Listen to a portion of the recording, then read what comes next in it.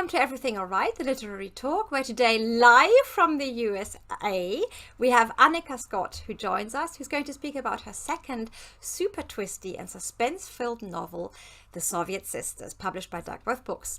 Welcome, Anika. Hi, Ellen. Glad to be here. Yeah, fantastic to have you. It worked out despite the time difference. So, Anika, please tell us a little bit more about The Soviet Sisters, such a fantastic title. The Soviet Sisters is a Cold War espionage novel about two sisters who grew up in the Stalinist era and find themselves after World War II in Berlin as occupier soldiers, and that is the breeding ground of the Cold War that sprung up right after World War II. So the two sisters have to deal with the new shifting political world that they find themselves in after the war. And what inspired you to write this novel now? It's obviously quite timely as we have to deal with the heirs of the Soviet Union. That was really an accident. I started writing the Soviet Sisters about 3, maybe even 4 years ago, and I had always been fascinated by Soviet history, in particular Stalin era, when people lived under this police state. How did they cope with it? How did they live that way? And it just so happens that the war in Ukraine that Russia has started made the book even more timely than I intended it to be when I first wrote it. I wrote it really as a look at how do regular people cope with living in a police state or in a state that controls its people so much as Stalinist Russia did. And what got you into writing in the first place? Because it's a very different subject than from your first novel, The German Heiress.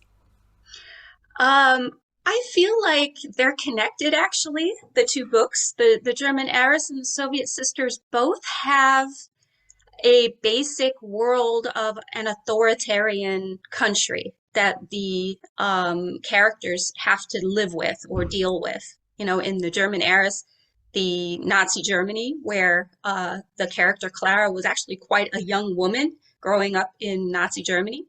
And in the Soviet Sisters, these sisters grew up completely in Stalinist Russia. So they're connected in a way, and I feel sort of inherently interested in how does the average person live under those conditions.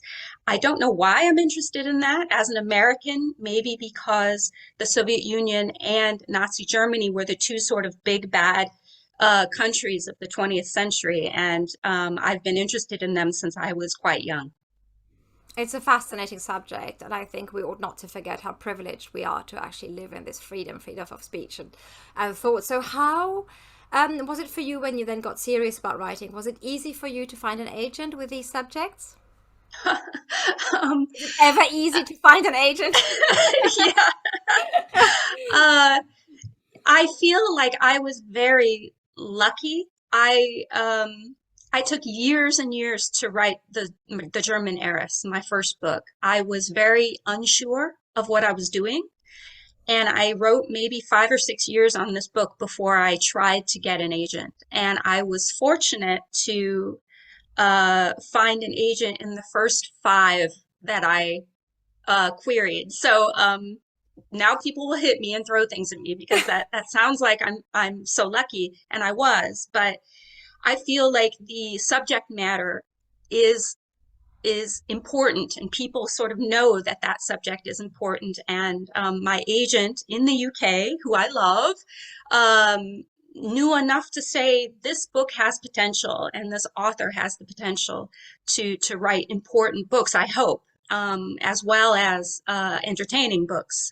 And so it was easy to get an agent, but hard at the same time because it took me a long time to have the confidence to do it. And the Soviet Sisters is next to really offering beautiful prose, beautiful writing. So compliments to you. I really enjoyed every sentence. It is Thank you. super twisty. I think twisty doesn't even start to describe it. So how did you go about plotting it and planning it? Uh, Believe it or not, I'm a pantser. I don't plot. very well. So I started writing that book as a crime novel.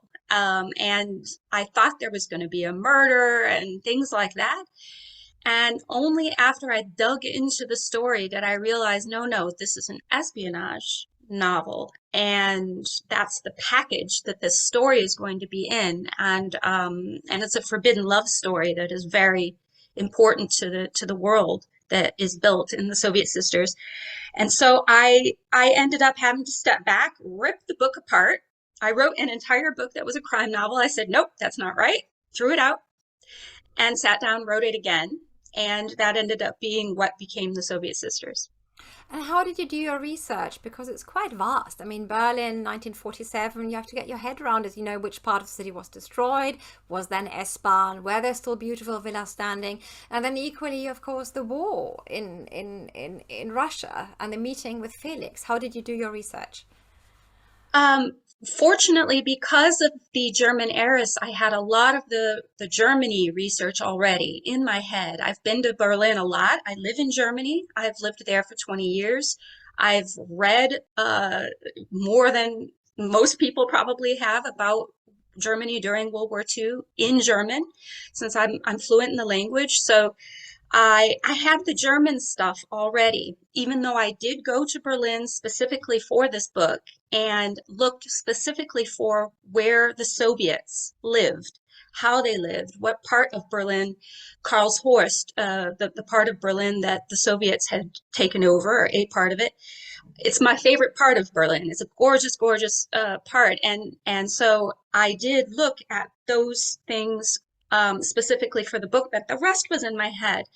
As far as World War II parts with Felix, the German soldier, and the Eastern Front, I had to look at those sources from the Soviet side for the first time. I had not really done that before. And that was truly an eye-opener. Some of the documentaries the Soviets made at the time, and other sources that I was able to read. So I did specifically have to shift my point of view away from American or German perspective even, and look specifically at the Soviet side, and that was very fascinating. The Stalinist era is notoriously and shockingly inhumane. Were there parts that you found hard to write? Uh, yeah. It was I I I tend to go to places that are hard to write anyway. In the German Eras, there was a part that has to do with a massacre that happened in the city in Germany where I live, and it was hard. It was hard to look at those pictures and to write that. For me, the hardest part really was the wartime parts of the book or of my research, which is the Eastern Front.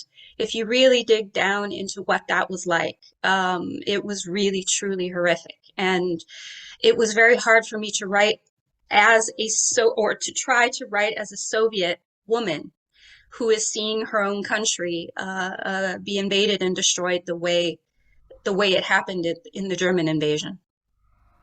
Is there any historical fiction author who inspires your own work? So many. There's so many. I obviously absolutely love a lot of the current commercial historical fiction, the really exciting page-turning historical fiction, like what Kay Quinn writes at the moment. That is just some of the most fun and best historical fiction happening. I also love noir, any kind of noir, and that might not be historical fiction really because it was written as its own in its own time. But I'm a big fan of um, the classics like Dashiell Hammett um, and of course Raymond Chandler and so sometimes if you look hard enough, and maybe you don't have to look so hard, you can see a little bit of that dash of noir, that sort of 1930s, 1940s, gloss that I really love from that era. So, with your second novel out, you're now officially an author, you're not a debutante. So, describe us your writing day. You're a pro. So, do you have any must-haves to get started? Oh gosh, I have to get up. I have to get the kids to school.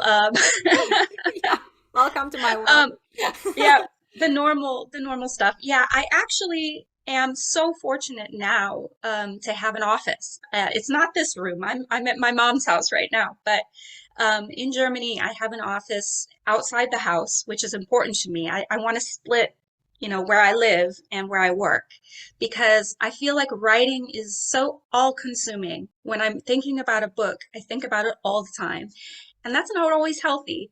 So I have, when I can, when the schedule allows, I take the kids to school. I go to my office and I'm able to write or do whatever I research until about midday when I have to start collecting the children, cooking lunch, and then going to the afternoon activities that the kids have. So really, I only have mornings to work, and I'm a morning person, which is strange, but I am, and that's when I get the book done. So, what is your top tip for any sort of hopeful nascent novelist? Oh, top tip. I think in general, the top tip is to don't be a perfectionist. Don't be like me. It took me years to be confident enough to even show my work to people because I thought it had to be utterly perfect. And it'll never be perfect in your own head. And even now, the books that I have out, it's amazing. I have two books out in the last 3 years, and they're not perfect. If I sit and read them, I see things. No, no, no, I want to change that. I can't. It's published now. So I would say to a hopeful, do your best, do your utter best, and then say that's got to be good enough. Go and see what people have to say. If you're looking for a publisher or an agent, send it out there. So, what are you perfectionist about now? What is next up for you? um, my next book, yeah, it's being edited as we speak. So we shall see what. Fantastic. Fantastic. Right.